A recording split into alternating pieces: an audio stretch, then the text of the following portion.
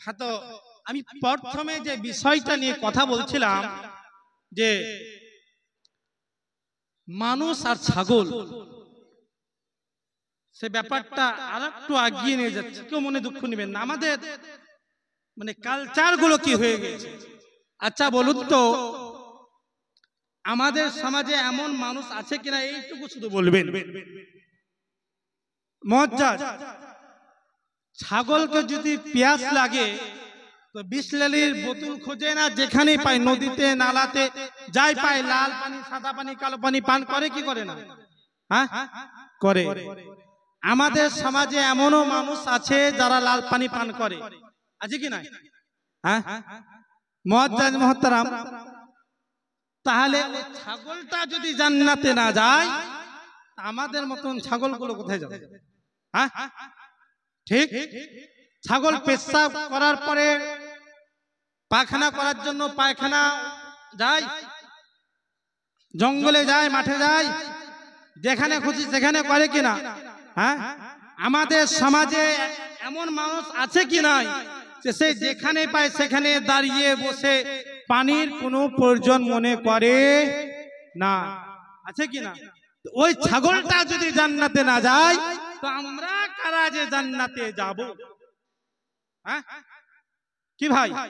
আচ্ছা, এমন ছাগল দেখেছেন যে এক জায়গাতে 4টি ছাগল ঘাস খাচ্ছে, আর একটি মোটা পাহলমান ছাগল এসে সবাইকে ঘুরিয়ে ফেলে একাই ঘাস খায়? হ্যাঁ দেখেছেন? এমন আমাদের মধ্যে নেতা আছে কি নাই? হ্যাঁ সবারই মেরে খায়, হ্যাঁ আছে কি না? তো ওই ছাগল বলে যদি জান্নাতে না যায় তো আমরা কারা যে জান্নাতে যাব? হ্যাঁ সঠিক বাস্তব ভাবছিরা? হ্যাঁ বলুন বাস্তব। হ্যাঁ, আপনারা মনে করছেন নেতাগুলোকে দিল, আমরা বেঁচে গেলাম।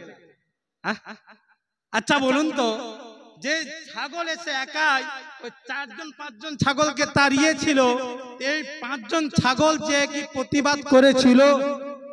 হ্যাঁ করেছিল? ছাগল প্রতিবাদ, অন্যায়ের প্রতিবাদ করতে জানে না। একজন গরিবকে ইন্দাবাস দিবে, একজন গরিবের আপনার কি বলছে যে এই মাসে মাসে জায়গা কি বলে লক্ষ্মী ভান্ডার করে দিবে। নেতার কাছে যাবে, বলবে আগে আমাকে লাগবে 2000।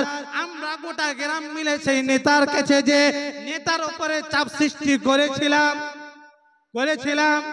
করি নাই? ওই ছাগলকে যদি অন্যায়ের প্রতিবাদ করতে না আসে, তারা যদি জান্নাতে না যায়, আমরা কারা? আমরা মানুষ, আমরা কারা? আমরা অন্যায়ের প্রতিবাদ করলাম না যে আমরা জান্নাতে যাব? কি বুঝার দরকার আছে কি নাই? আছে।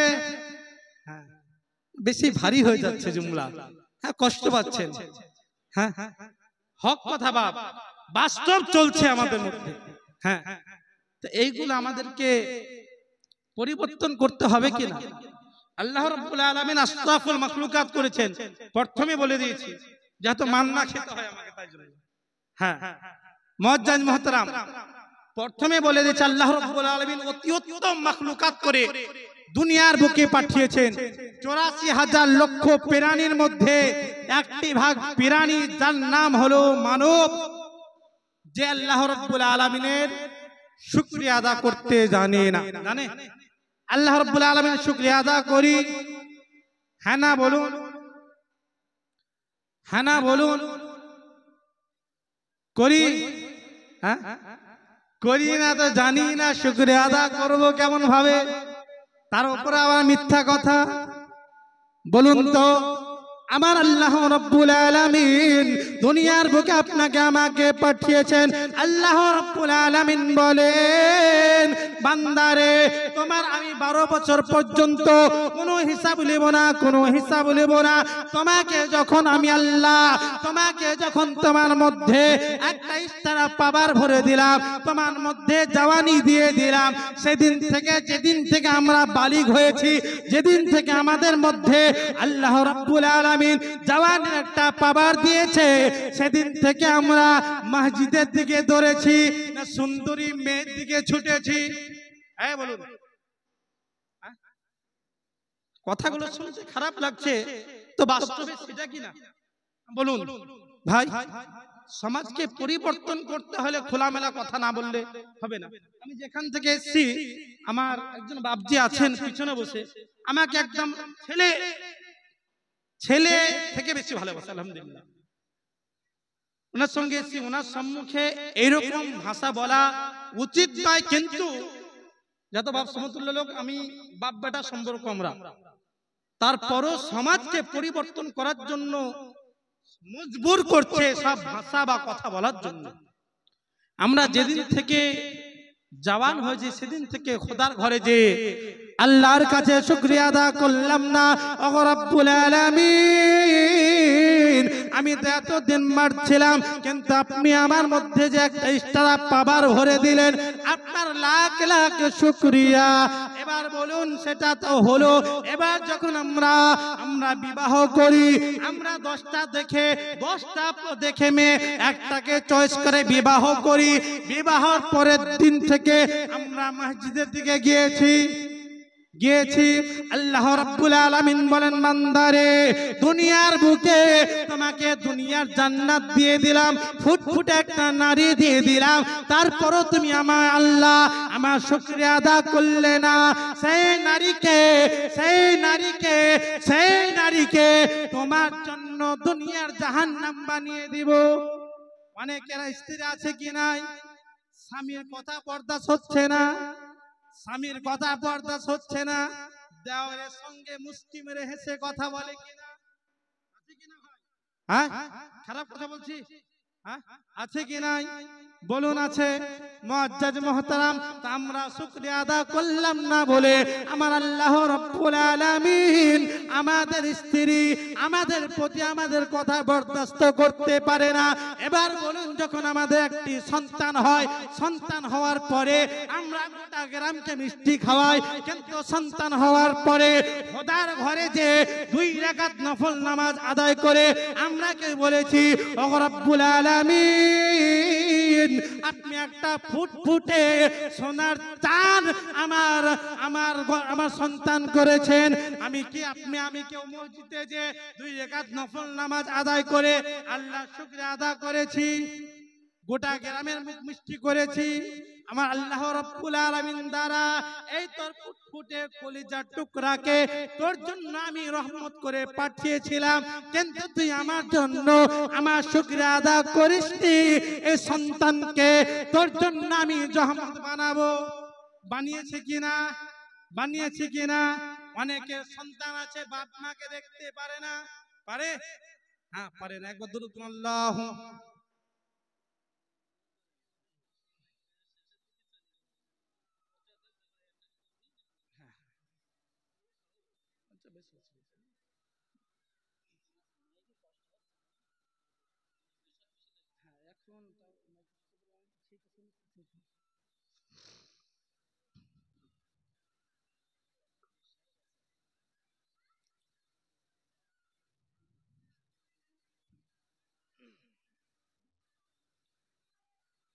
सफीना के आंसू बहतई तूफान, मोरा कबू डरे ना, आमार हृदय कावा नयनेते मदीना। जोरे बोलुन। আপনারা ঝিমিয়ে গেছেন, একটু জোরে বলুন, ইয়া রাসূলুল্লাহ, ইয়া হুসেন। के आंसू बहतई तूफान, मोरा कबू डरे ना, आमार हृदय काबा नयनेते मदीना, आमार हृदय काबा नयनेते मदीना। के पक्की पंजातन पाहता, पक पंजातन के मानी की ना, हैं? तो जोरे बोलो या रसूल अल्लाह। के पक्की पंजातन पाहता, হবে গোমদের ছাতা, পিছে রবেন ফাতেমা আলী বলিবেন কথা, হাসান দেখাবেন আলো, হাসান দেখাবেন আলো, হোসেন দিবেন সাহারা, আমার হৃদয় কাবা নয়নেতে মদিনা। এবার যাই হোক, বক্তব্য লম্বা চওড়া করবো না, প্রশ্ন কয়েকটি পড়েছে উত্তর দিব। তার আগে যে ভাই বিরাদার এই প্রোগ্রাম জালসাকে সাজিয়েছেন, আমার কাছে ওনারা বললেন যে হুজুর আমরা যেখানে ইমাম আস্তানা আছে তো ওখানে গুম্বুদার মিনার করবে, তো তার জন্য খরচ বরচের ব্যাপার আছে, কিছু কালেকশন করার জন্য বলেছেন। আমি 5 মিনিট আপনাদের 5 মিনিট মানে 2-4 মিনিট চাইছি, আপনারা যে ইমাম হোসেনের মহব্বতে, গৌসে আজম ওনার মহব্বতে কেউ আছেন? হুজুর গৌসে আজম প্রতি মাসের 11 তারিখে ফাতিহা করতেন। হুজুর গৌসে আজমের গারাবি শরীফকে লক্ষ্য করে কোন ভাই বিরাদার, কোন বাবা জীবন আছেন 1100 টাকার দাতা আছেন? লম্বা চওড়া করবো না, কেন যে সময় হয়ে গিয়েছে, প্রশ্নগুলোর উত্তর দিতে দিতে কোনো বাবা জীবন নেই। হুজুর গৌসে আজমের গারাবি শরীফকে লক্ষ্য করে 1100 টাকার দাতা নেই? আছে তো বটে ইনশাআল্লাহ। যে গৌসে আজমের মাহফিল আমরা বসেছি বটে, ইনশাআল্লাহ আমরা দানও দিব, কিন্তু আমি বলবো যে সময় নষ্ট না করে আপনারা যদি দিয়ে দিতেন একটু, তাহলে প্রশ্নগুলোর উত্তর আমি দিয়ে দিতাম। মুআজ্জাজ মুহতারাম, আপনারা চিন্তা ভাবনা করুন, 1100 টাকা না পারলে 11 জন 500 টাকা করে দিতে পারবেন? কেউ নাই? একজন ভাই আমার 500 টাকার দাতা নেই? একজন বাবা আমার, ভাই কি নাম ভাই? শাহে আলম শেখ ভাই আমার 500 টাকার দাতা। নারে তাকবীর, নারে রিসালাত। মুআজ্জাজ মুহতারাম আমার শাহ আলম ভাই 500 টাকার দাতা, ওনার সঙ্গী কেউ নাই। ইমামে হোসেনের মহব্বতে একজন আমার বাপজি হাত তুলেছে, আমি বলবো কমিটির যে ভাইয়েরা আছেন একটু নামগুলো লিখেলেন। আমার বাপজি, ওনার নাম আমার শেখ জাফর বাপজি আমার, গৌসে আজমের মহব্বতে, ইমামে হোসেনের মহব্বতে, পাক পাঞ্জাতনের মহব্বতে, আহলে বাইতের মহব্বতে 500 টাকার দাতা দুইজন হয়ে গিয়েছে। এদিকে কোনো বাপজি নাই, কোনো নওজওয়ান ভাই নেই। ইমামে হোসেনের মহব্বতে, গৌসে আজমের মহব্বতে 500 টাকা চেয়েছি। 11 জনের কাছে মাত্র 500 টাকা করে। এখন নাই, পরে দিবেন, 2 দিন 4 দিন পরে দিবেন। কোন ভাই বেরাদার, বাবা জীবন, মা বোনদের ওনারাও যদি দিতে চান, কোন বাপজি ভাইদেরকে বলে পাঠাতে পারেন। আহলে বাইতের মহব্বতে, ইমামে হোসেনের মহব্বতে, পাক পাঞ্জাতনের মহব্বতে দুজন হয়েছে। আর কেউ নাই? কোন ভাই, বাবা জীবন, পিছনে অনেক আমার ভাইরা দাঁড়িয়ে আছেন, ওনারা অবশ্যই একজন হাত তুলবেন অন্তত। আছে? বলছি দিব, একটু পরে দেবো, একটু পরে দেবো, এখন আপনি একটু আরো একটু চালান বক্তব্য, মুআজ্জাজ বক্তব্য চালাবো। তো এখানে বলেছে ইসলামে ঢোল বাজনা জায়েজ আছে কিনা। আপনাদের কাছে প্রশ্ন রাখলাম, ইসলামের মধ্যে ঢোল গান বাজনা জায়েজ আছে কিনা? আপনারা বলুন তো। হ্যাঁ, অনেকজন ভয় পাচ্ছে। মুআজ্জাজ, আমি শুধু নয়, গোটা পৃথিবী ঘুরবেন, অনেক বড় বড় মুফতির কাছে যাবেন, মুহাদ্দিসের কাছে যাবেন, ঢোল বাজনা ইসলামের মধ্যে আলহামদুলিল্লাহ। বাপজি আমার 500 টাকা, জাফর শেখ 500 টাকার দাতা, জোরে বলুন সুবহানাল্লাহ।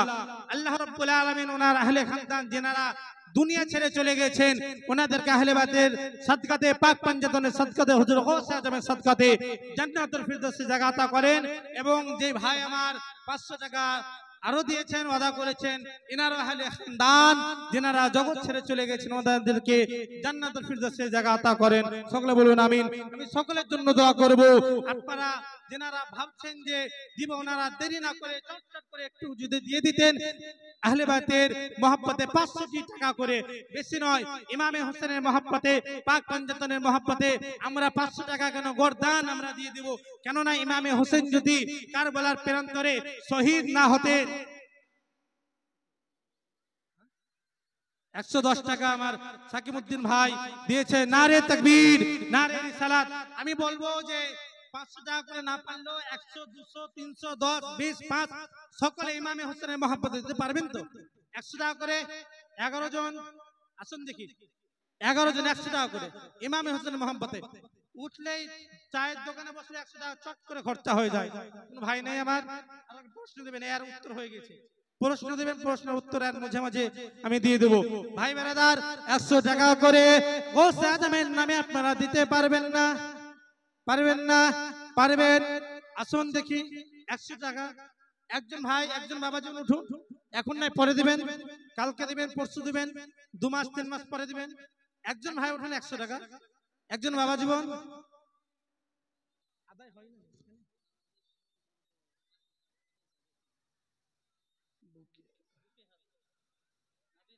জি,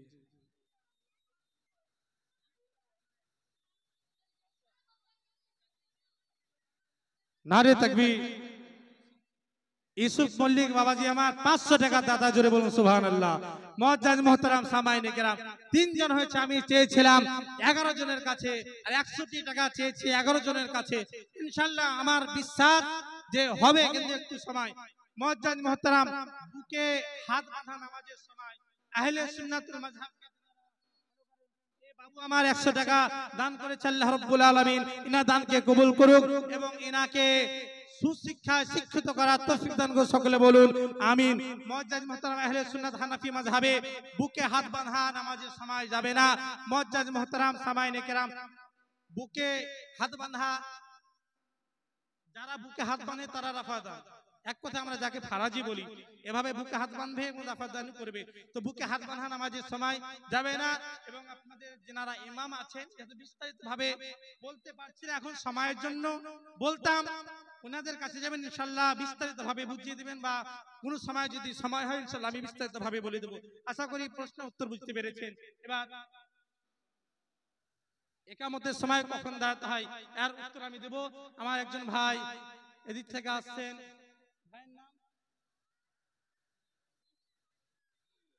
রাজেশ মন্ডল ভাই আমার 100 টাকার দাতা। মুআজ্জাজ মুহতারাম, আল্লাহ রাব্বুল আলামিন এনার এই দানকে কবুল করুক এবং এনার জাজ মাকাসিদকে পুরা করুক। আরেকজন বাপজি আমার আসছে, আমি আচ্ছা যাই হোক, আল্লাহ রাব্বুল আলামিন একজন ভাই আমার বেনামি 200 টাকা দান করেছে। ওনার আত্মীয় স্বজন যিনারাই কবরবাসী হয়েছে, ওনাদেরকে জান্নাতবাসী করুক। আমি চাইবো যে আপনারা আজকে যাতে অনেক দূর থেকে এসেছে, আপনারা 10, 20, 50, 100 যাই পারবেন ইমাম হোসেনের নামে, গৌসে আজমের নামে দিয়ে যান, আর একটু করে আমার সঙ্গে মুসাফা করে যান। আমি চাইছি যে এত দূর থেকে যখন এসেছি আপনাদের সঙ্গে একটু করে মুসাফা হতো, আর একটু দানের হাতটা আপনারা বেরিয়ে দিতেন। একামতের সময় কখন দাঁড়াতে হবে, মুআজ্জাজ মুহতারাম রাসূলুল্লাহ সাল্লাল্লাহু তাআলা আলাইহি সাল্লাম একামতের সময় কখন মিম্বার মসজিদে নববীতে আসতেন, বা কখন আপনার মিম্বার শরীফে আসতেন জানেন? রাসূলুল্লাহ সাল্লাল্লাহু তাআলা আলাইহি সাল্লাম যখন হাইয়া আলাল ফালাহ বলা হয়ে যেত, সেই সময়তে রাসূলুল্লাহ সাল্লাল্লাহু তাআলা আলাইহি সাল্লাম নিজের হুজরা খানা থেকে আপনার নামাজ পড়ার জন্য মিম্বারে এসে দাঁড়াতেন, বা নিজে যাই নামাজে এসে দাঁড়াতেন। সেই সময়তে সমস্ত সাহাবায়ে কেরাম রাসূলের তাজিমে দাঁড়াতেন, আর সেই সুন্নতকে ফলো করে আহলে সুন্নাতুল মাযহাবে আপনার যখন হাইয়া আলাল ফালাহ বলা হয়ে যাবে, তার সঙ্গে সঙ্গে আমাদেরকে কিয়ামতের সময়তে দাঁড়াতে হবে। আশা করি প্রশ্নের উত্তর আপনারা বুঝে গিয়েছেন। ইকামতের সময় তাকবীর দেওয়ার সময় আমাদেরকে কখন দাঁড়াতে হবে। তো আমি বললাম কি, যে রাসূলুল্লাহ সাল্লাল্লাহু তাআলা আলাইহি সাল্লাম আপনার যখন হাইয়া আলাল ফালাহ হতো, তখন নিজের হুজরা মোবারক থেকে আরেকজন ভাই আমার 100 টাকা দান করেছে। আল্লাহ রাব্বুল আলামিন এনার জায়েজ মাকাসিদকে পুরা করুক। মুআজ্জাজ রাসূলুল্লাহ সাল্লাল্লাহু তাআলা আলাইহি সাল্লাম নিজের হুজরা মোবারক থেকে এসে নামাজ পড়াবার জন্য যাই নামাজে মিম্বার শরীফে দাঁড়াতেন। সেই সময়তে সমস্ত সাহাবায়ে কেরাম ওনার তাজিমে